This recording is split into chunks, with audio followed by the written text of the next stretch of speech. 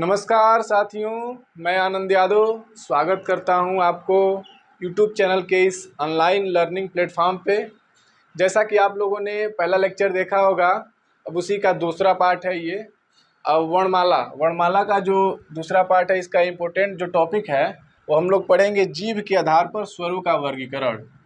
जीभ के आधार पर स्वरों का वर्गीकरण। जीभ के आधार पर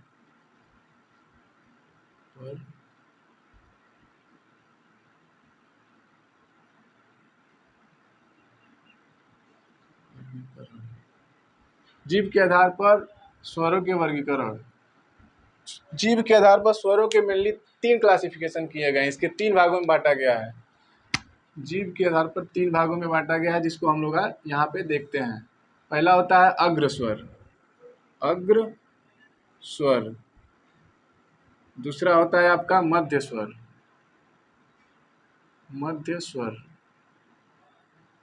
तीसरा होता है आपका पश्च स्वर। पश्च स्वर। पश्च स्वर। इसको सबसे पहले हम लोग समझेंगे कि ये अग्र स्वर, मध्य स्वर और पश्च स्वर होता क्या है। जीभ के आधार पर जीभ का प्रयोग करके हम लोग जब स्वर का उच्चारण करते हैं, उसी के आधार पर इसका क्लासिफिकेशन किया गया है। आपका जो जीभ का जो अगला हिस्सा होता है, ये वाला जो हिस्सा होता है जीभ का अगला हिस्सा, इसका उपयोग करके अगर हम किसी स्वर का उच्चारण करते हैं, इसको हम अग्र स्वर में काउंट करते हैं। जैसे मानिए इस आपका हो गया ई ई ए। मानिए ई ई ए। इसका परिभाषा हम लोग कैसे लिखेंगे? वैसे तो परिभाषा पूछता नहीं है कॉम्पिटिटिव एग्जाम में, लेकिन अगर याद रखने के लिए इसको लिखा जाता है, जीभ के अग्रभाग का प्रयोग किया जाता है। जीभ के अग्रभाग का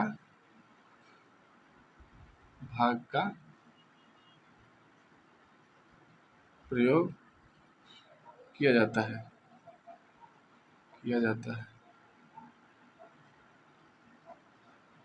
हालांकि आप लोग को समझ में आ रहा होगा, कोई दिक्कत नहीं हो रही होगी। और मध्य स्वर, मध्य जीभ के जो पिछला हिस्सा का जो प्रयोग किया जाता है, इसको मध्य स्वर बोला जाता है, जिसमें आता है मेनली आ। इसमें हम लोग बीच के ये मध्य स्वर का प्रयोग करते हैं। सॉरी, आ नहीं है, अ है, अ है। मध्य स्वर, इस जीभ के मध्य स्वर का प्रयोग किया जाता है। जीभ के मध्य स्वर का प्रयोग किया जाता है। मध्य स्वर का प्रयोग किया जाता है, करते हैं। हालांकि आप लोग को समझ में आ रहा होगा मध्य स्वर क्या होता है। अब पक्ष स्वर हम लोग देखा जाएगा क्या है पक्ष स्वर। पक्ष स्वर में आप क्या आ जाएंगे? आ उ ओ औ। ये आपके पक्ष स्वर में आएंगे। इसको हम लोग पक्ष स्वर में काउंट करते हैं। इसका भी डिफिनीशन अगर चाहें तो हम लोग लिख सकते हैं, जीभ के पश्च भाग का प्रयोग किया जाता है। जीभ के पश्च भाग का प्रयोग किया जाता है। पश्च भाग का प्रयोग किया जाता है।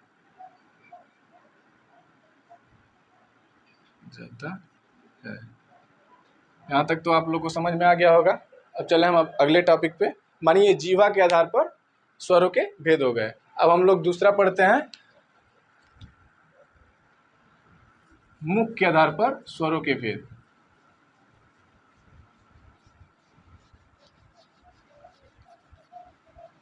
दूसरा हम लोग पढ़ेंगे मुख के आधार पर स्वरों के भेद।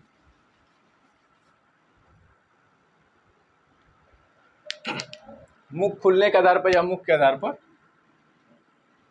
मुख खुलने के आधार पर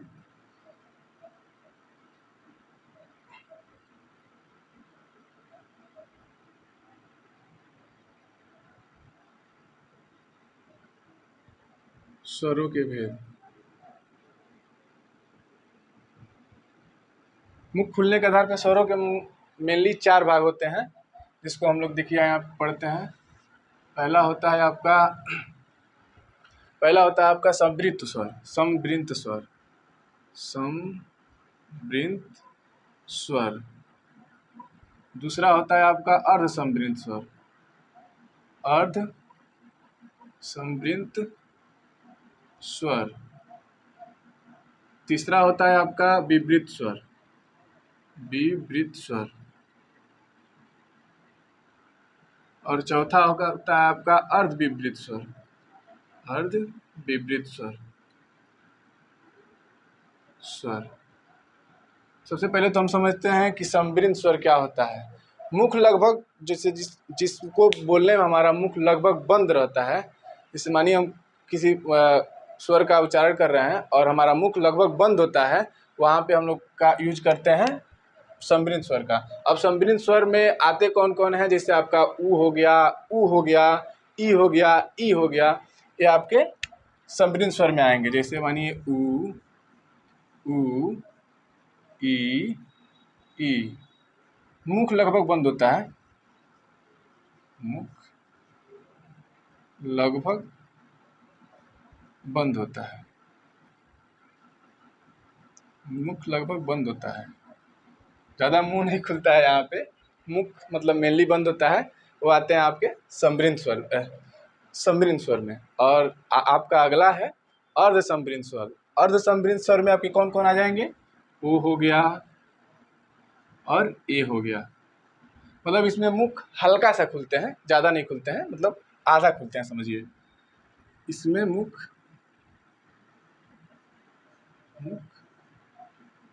आधा खुलते हैं, आधा खुलते हैं, इसमें मुख आधा खुलते हैं। आई होप कि आप लोगों को समझ में आ रहा होगा, कोई दिक्कत नहीं हो रही होगी। और आपका अगला है जो विवृत स्वर। विवृत स्वर में आपका आ जाएगा आ। जैसे मानिए हम लोग उच्चारण करते हैं आ, पूरा मुंह खुल रहा है ना, तो इसमें विवृत में आपका होता है पूरा मुंह खुलता है, पूरी तरह से मुंह खुल जाता है, जिसके उच्चारण में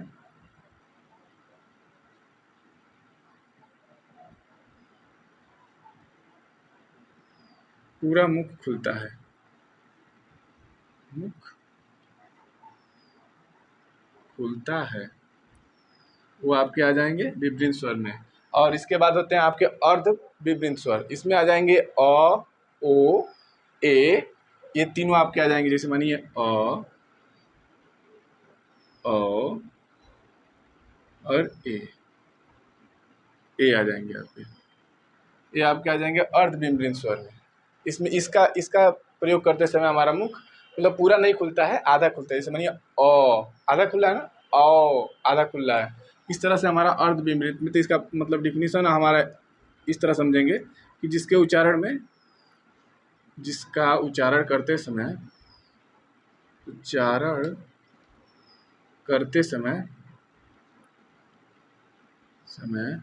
मुख आधा खुलता है, आधा खुलता है। देखिए जितनी भी चीज़ें बताई जा रही हैं वो आपके कॉम्पिटिटिव एग्जाम के लिए मोर देन सफिशिएंट है। इसको बहुत केयरफुली समझिएगा आप लोग।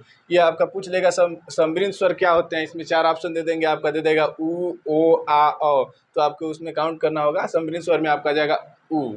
इसका आप मतलब ट्रिक करके आएंगे आप एग्जाम में, तो इसको बहुत केयरफुली देखिएगा। ज़्यादा मतलब कोई ज़्यादा टफ लैंग्वेज का हम यूज नहीं कर रहे हैं, साधारण वे में बता रहे हैं। और आप लोग, हम समझ रहे हैं कि आप लोग समझ रहे होंगे, कोई दिक्कत नहीं आ रही होगी। तो इसके बाद हमारा तीसरा है ओष्ठ के आधार पर स्वरों का वर्गीकरण।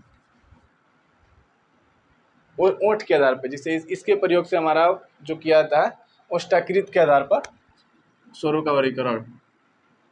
ओष्ठाकृत के आधार पर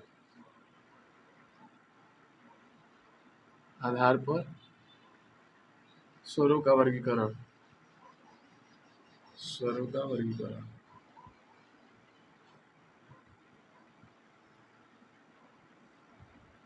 ओष्ठ के आधार पर स्वरों का वर्गीकरण मुख्यतः दो रूप में किया जाता है। एक होता है विमुखी और दूसरा होता है अविवृतमुखी। मतलब वृत्तमुखी में पूरा मतलब गोल रहता है, ओंठ जो बनता है हमारा गोल रूप में बनता है। अर्ध वृत्तमुखी में आपका जो ओंठ होता है वो आधा गोल बनता है, पूरा तरह से गोल नहीं बनता है। गोल मतलब बनता ही नहीं है, समझिए उसमें गोलाकार होता ही नहीं है। मतलब वृत्तमुखी में गोलाकार उसमें होगा ही नहीं।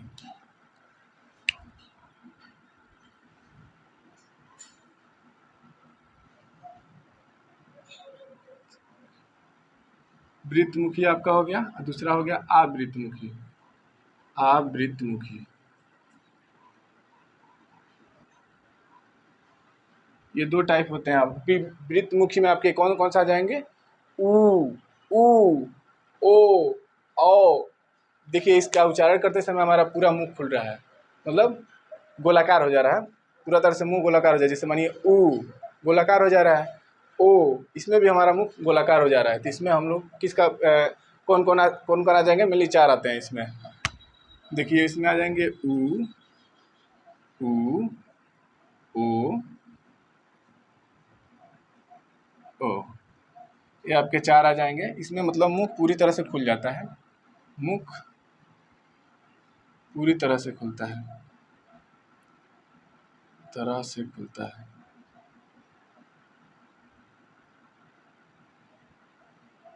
हाँ, आवृत्तमुखी में तो हमारा मुख खुलता नहीं है। जैसे मानिए उसका उच्चारण कर लेंगे अ, आ, ई, ए। ये हमारे आ जाएंगे आवृत्तमुखी में। अ, आ, ई, ए। ये हमारे किस में आएंगे?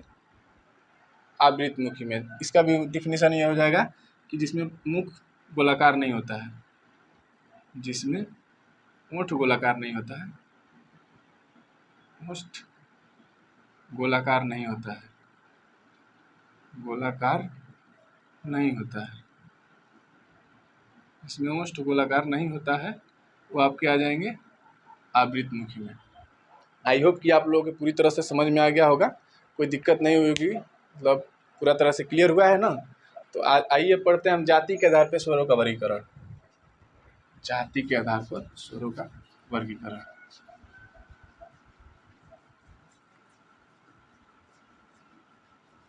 आप लोगों से बता दें कि इस YouTube चैनल को सब्सक्राइब करके रखिएगा, जय हिंद शिक्षा को, ताकि आप लोगों को सारे जितने भी वीडियो हमारे आएंगे हिंदी के, वो पूरे आपको इस YouTube चैनल पे मिलेंगे और चैप्टर वाइज मिलेंगे। इसमें कोई दिक्कत नहीं होगी आप लोग को। आप लोग को अगर इसको बढ़िया से देखें और इसका जो PDF टेलीग्राम पे हम अपलोड करेंगे उसको अगर एक बार रिवाइज कर लें तो हमको नहीं लगता है कि आप लोग किसी बुक की आवश्यकता पड़ेगी या फिर अदर जगह आपको जाके पढ़ने की आवश्यकता पड़ेगी। यहाँ पे मोर देन सफिशियंट होगा।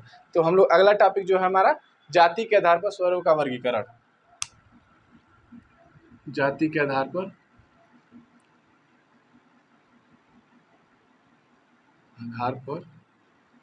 स्वरों का वर्गीकरण।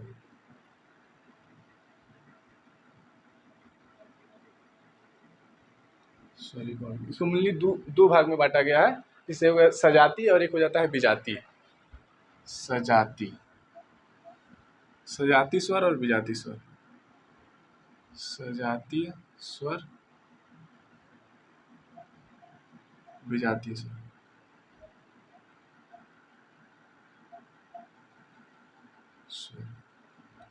अब सजातीय स्वर क्या होते हैं? सजातीय स्वर वो होते हैं जिसका मतलब उपयोग करते हैं सेम, मतलब एक ही स्वर का मतलब यूज किया जाता है, उस सजाती में आ जाएंगे। और जिसका प्रयोग करते समय हमें दो स्वरों का यूज करना पड़ता है, वो हमारे आ जाते हैं विजातीय स्वर में। दो अलग अलग स्वरों का यूज किया जाता है, वो विजातीय स्वर में आ जाएंगे। जैसे मानिए आपका हो गया अ, आ, ई, उ। ये आपके आ जाएंगे किसमें? सजाती में। अ, आ, ई, उ। ये आपके आ जाएंगे सजाती में। इसमें हमको किसी दूसरे स्वर का उपयोग नहीं करना पड़ रहा है, ये आप आपस में मिलके सजाती है और ये अपना मतलब कम्युनिकेशन बैठा ले रहे हैं। इसमें आ जाएगा आपका विजाती में। ऐसा आएगा जिसमें मतलब जिसके स्वरों का उच्चारण मतलब करते समय हमको दूसरे स्वर का भी यूज करना पड़े, उसको हम लोग लेते हैं विजातीय स्वर में। विजातीय स्वर में आपको कौन कौन आ जाएंगे? इसमें मेनली आते हैं चार। ए, ओ, औ। इसका उपयोग जैसे मानिए ए बोल रहे हैं ना, तो हम लोग कैसे आ रहा है? अ और ई के मेल से हम लोग को बन रहा है ए। अ प्लस ई के मेल से हमारा कौन बन रहा है, ए बन रहा है कि नहीं। तो ये आ जाएंगे हमारे विजातीय स्वर में। अब ये आई होप कि आप लोगों को पूरी तरह से क्लियर हुआ होगा, कोई दिक्कत नहीं हुई होगी इस लेक्चर में। तो आइए कुछ और टॉपिक पढ़ लेते हैं, वन लाइनर, जिसको मतलब जो हमारे कॉम्पिटिटिव एग्जाम के लिए मोर देन सफिशिएंट होंगे, और वही क्वेश्चंस उठ के हमारे एग्जाम में आते हैं जो यहाँ पे बताया जाएगा। वर्णमाला से एक आध क्वेश्चन तो मतलब श्योर है कि वर्णमाला से एक आध क्वेश्चन आपके आएंगे। जैसे मानिए एक होता है अंतस्थ व्यंजन, ऊष्मीय व्यंजन, संयुक्त व्यंजन, ये 3 होते हैं आपके, जिसको हम पढ़ते हैं। मतलब एक हो गया आपका अंतस्थ व्यंजन, अंतस्थ व्यंजन। एक हो जाएगा आपका ऊष्मीय व्यंजन, ऊष्मीय व्यंजन, और एक आपका हो जाता है कौन, संयुक्त व्यंजन, जिसको मतलब दो दो व्यंजनों से मिलकर जो बनता है उसको हम लोग संयुक्त व्यंजन करते हैं। संयुक्त व्यंजन, संयुक्त व्यंजन। यहाँ तक आप लोग को समझ में आया होगा। तो इसके हम लोग उदाहरण देखते हैं क्या क्या होते हैं। मानिए अंतस्थ व्यंजन के आपके उदाहरण क्या क्या होंगे। अंतस्थ व्यंजन के आपके उदाहरण है य, र, ल, व। 4 होते हैं, मिल लीजिए, य, र, ल, व। ये मिल ली कितने होते हैं, 4 होते हैं। और आपका आ जाएगा ऊष्मीय व्यंजन, जिसको मतलब बोलते समय हमारे मुख से ऊष्मा निकलती है। ऊष्मा जैसे मानिए हम बोल रहे हैं ऊष्मा निकल रहा है ना, और टाइम कंज्यूमर भी है। तो ये हमारे आ जाएंगे ऊष्मीय व्यंजन में, स,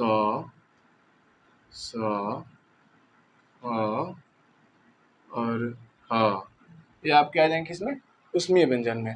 और एक होते हैं आपके संयुक्त व्यंजन। संयुक्त व्यंजन में आ जाएंगे छ, त्र,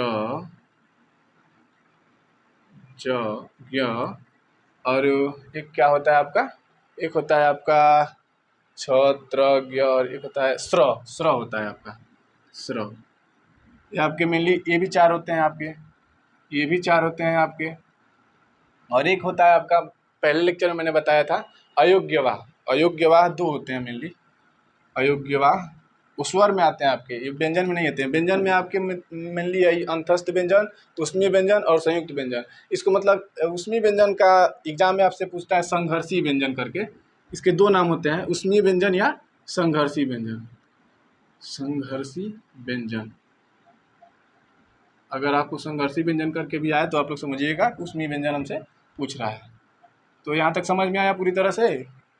यरल जो आता है आपका अंतस्थ व्यंजन में आता है, और ये आपका ऊष्मीय व्यंजन में आता है स, स, ह। ये भी 4 होते हैं। संघर्षी व्यंजन, जिसको बोलने में हमें संघर्ष करना पड़े, यानी उसको बोलने में हमारे ऊष्मा अंदर से हीट होकर निकलती है, वो हमारे आ जाएंगे ऊष्मीय व्यंजन में। संयुक्त व्यंजन जो मतलब दो मतलब व्यंजनों से मिलकर बनता है। जैसे मानिए यहाँ बना है आपका त्र, त्र बना, स्र बना है ना, ये मानिए आपका स्र है, तो स और र के मिल से बना है स प्लस र, र के मिल से बना है ना स्र। तो ये आपके आ जाएंगे संयुक्त व्यंजन। आई होप कि यहाँ तक पूरे लोग को मतलब पूरा तरह से समझ में आया होगा। अब मतलब कुछ काउंट करवा देते हैं कि मन स्वर कितने होते हैं आपके, अंतस्थ व्यंजन कितने होते हैं, ऊष्मीय व्यंजन कितने होते हैं, मतलब ये सारे मिला के आपके कितने होते हैं, इसको थोड़ा सा हम लोग देख लेते हैं। कैसे कि ये जो क्वेश्चन है ये पूछते हैं हमारे मतलब हमारे एग्जाम में, ज़्यादातर करके ये हमें एग्जाम में सवाल आते हैं कि हमारे वर्णों की संख्या कितनी होती है। पूरे वर्णों की जितनी संख्या होती है, हमारे पूरे वर्णों की टोटल संख्या 52 होती है। वर्णों की टोटल संख्या, वर्णों की टोटल संख्या, टोटल नंबर, टोटल नंबर मतलब पूरे संख्या, वर्णों की कितने संख्या होते हैं टोटल, 52 होते हैं। जिसमें आपका स्वर आ जाएंगे कितने, 11 स्वर मिल लिए आपके आ जाएंगे 11। और इसमें आपका ऊष्मीय व्यंजन आ जाएगा, ऊष्मीय व्यंजन, ऊष्मीय व्यंजन ये आपके 4 होते हैं। और ये आपके आ जाएंगे अंतस्थ व्यंजन, अंतस्थ व्यंजन, व्यंजन ये भी आपके 4 होते हैं। और एक आपका होता है कौन, एक आपका होता है संयुक्त व्यंजन, संयुक्त व्यंजन ये भी आपके 4 होते हैं। और जो आपके व्यंजन होते हैं, मतलब जो हमारे पूरक व्यंजन होते हैं वो हमारे होते हैं कितने, 33 होते हैं। तो पूरा तरह से क्लियर हुआ होगा कितना होता है। और एक होता है उच्छिप्त व्यंजन। उच्छिप्त व्यंजन दो होते हैं, ड और ढ। उच्छिप्त व्यंजन, उच्छिप्त व्यंजन, ये आपके मेनली दो होते हैं, कौन कौन, ड और ड। तो आई होप कि आप लोग को पूरा तरह से समझ में आया होगा, कोई दिक्कत नहीं हुई होगी इसमें। और अयोग्यवाह आपका एक छूट गया है, अयोग्यवाह भी लिखना, तो यहाँ लिख देते हैं आपका अयोग्यवाह। ये आप लोगों को पहले लेक्चर में बताया गया था, अयोग्यवाह। अयोग्यवाह आपके कितने हो जाएंगे, 2। तो आप लोग को पूरा समझ में आया होगा। धन्यवाद इस वीडियो को वॉच करने के लिए, और सभी वीडियो को देखने के लिए आप लोग ऐसे ही चैनल को सब्सक्राइब कर लें और शेयर भी कर दें अपने दोस्तों तक, ताकि हम लोग को थोड़ा क्या बोलते हैं मोटिवेशन मिलता रहे, है कि नहीं। तो धन्यवाद क्लास।